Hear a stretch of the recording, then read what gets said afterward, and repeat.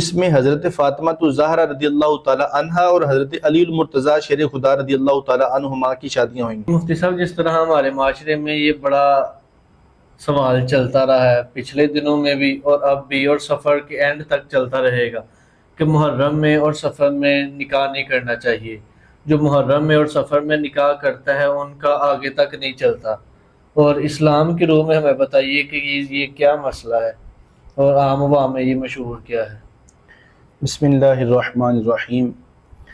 اللہ پاک جل شانہ کا فرمان ہے، ان عدت الشہور عند اللہ 12 شہرا فی کتاب اللہ یوم خلق السماوات والارض منها 4 حرم۔ اللہ پاک فرماتا ہے کہ بے شک اللہ کے نزدیک مہینوں کی گنتی 12 ہے۔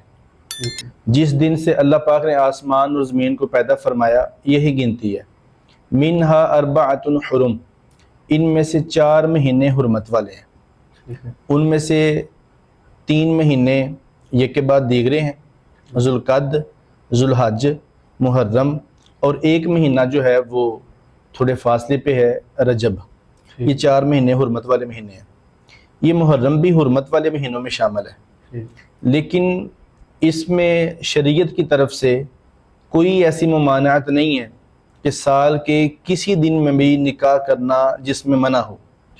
سال میں 365 دن ہیں یا 355 ہیں اسلامی سال کے، یکم محرم سے لے کر 29 یا 30 ذوالحجہ تک سال کے کسی دن بھی شادی کرنا، نکاح کرنا یہ منع نہیں ہے۔ اب آ جائیں محرم کی بات کرتے ہیں۔ محرم میں 2 نظریے ہیں۔ ایک نظریہ ہے عقیدت، محبت، ادب اور احترام کا، اور ایک نظریہ ہے غم اور سوگ کا۔ اگر تو غم اور سوگ کی وجہ سے کہا جائے کہ شادی کرنا اس مہینے میں حرام ہے یا منع ہے تو یہ بالکل ناجائز ہے، اور اس طرح کی بات کرنا حرام ہے۔ اور دوسرا یہ کہ کہا جاتا ہے کہ وہ آگے تک شادی نہیں چلتی۔ میں جواب دیتا ہوں اس کا۔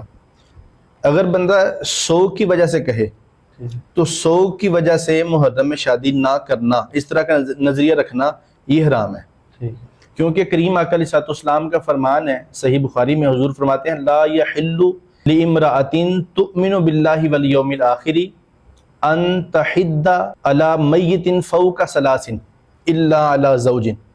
حضور فرماتے ہیں کسی عورت کے لیے سوائے اپنے شوہر کی وفات کے 3 دن سے زیادہ غم منانا یہ جائز نہیں ہے۔ عورت صرف اپنے شوہر کی وفات پر 3 دن سے زیادہ غم منا سکتی ہے، اس کے علاوہ کوئی بھی 3 دن سے زیادہ غم نہیں منا سکتا۔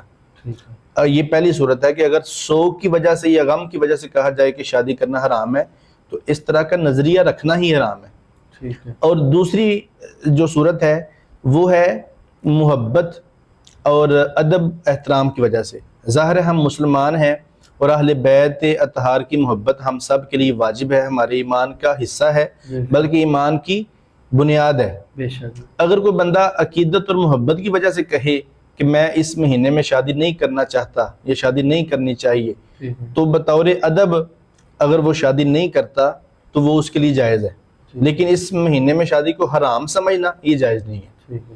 اور یہ پھر صرف محرم کے لیے نہیں کیا جاتا، بلکہ بعض لوگ اس کو سفر تک لے جاتے ہیں، سفر کے مہینے کو منحوس سمجھتے ہیں۔ دیکھیں کوئی دن ہو، کوئی مہینہ ہو، کوئی سال ہو، کوئی وقت ہو، کوئی گھڑی ہو، یہ منحوس نہیں ہے۔ کریم آقا علیہ السلام کا واضح فرمان ہے، لا حامۃ ولا طیارہ ولا سفرہ۔ حضور نے فرمایا کہ سفر میں کوئی نحوست نہیں ہے۔ سفر کی شادی بالکل جائز ہے، سفر کے کسی دن منگل ہو یا بدھ ہو یا کوئی بھی سفر کی تاریخ ہو اس میں آپ شادی کر سکتے ہیں۔ اور یہ نظریہ رکھنا کہ اس میں شادی ہو جائے تو وہ چلتی نہیں ہے، یعنی نباہ نہیں ہوتا، تو اس میں حضرت فاطمہ الزہرا رضی اللہ تعالی عنہا اور حضرت علی المرتضیٰ شیر خدا رضی اللہ تعالی عنہما کی شادیاں ہوئیں گی سفر کے مہینے میں۔ اور بتائیں اس سے زیادہ کامیاب شادی کس کی ہو سکتی ہے؟ اور پھر یہ نظریہ بھی ہوتا ہے بعض لوگوں کا کہ اگر سفر کی شادی چل بھی جائے تو اولاد نہیں ہوتی۔